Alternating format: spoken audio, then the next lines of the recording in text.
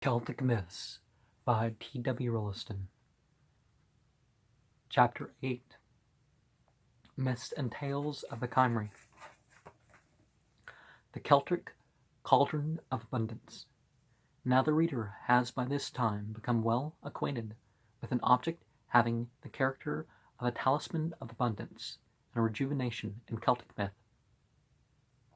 As the cauldron of the Dagda, it came into Ireland with the Danans from their mysterious fairyland. In Welsh legend, Bran the Blessed got it from Ireland, whither it returned again as part of Bronwyn's dowry.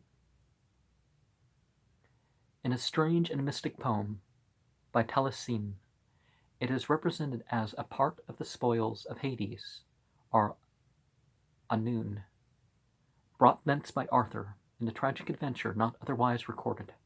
It is described by Taliesin as lodged in Caer Perdyavan, the four-square castle of Pule. The fire that heated it was fanned by the breath of 9 maidens.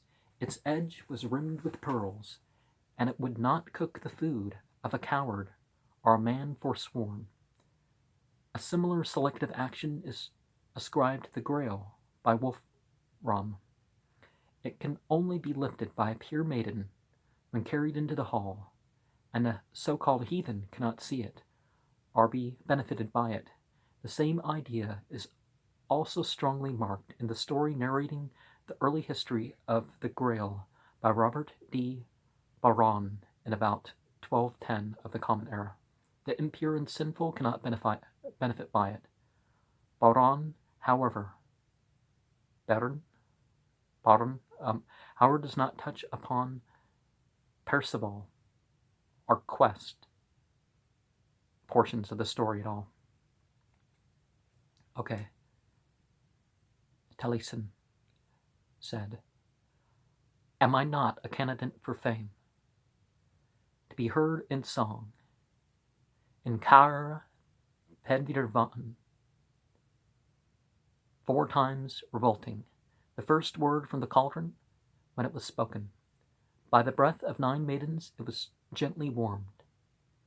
Is it not the cauldron of the chief of Abun? What is its fashion? A rim of pearls is round its edge. It will not cook the food of a coward or one forsworn. A sword, flashing bright, will be raised to him and left in the hand of Lamynnaug, Pedryvan.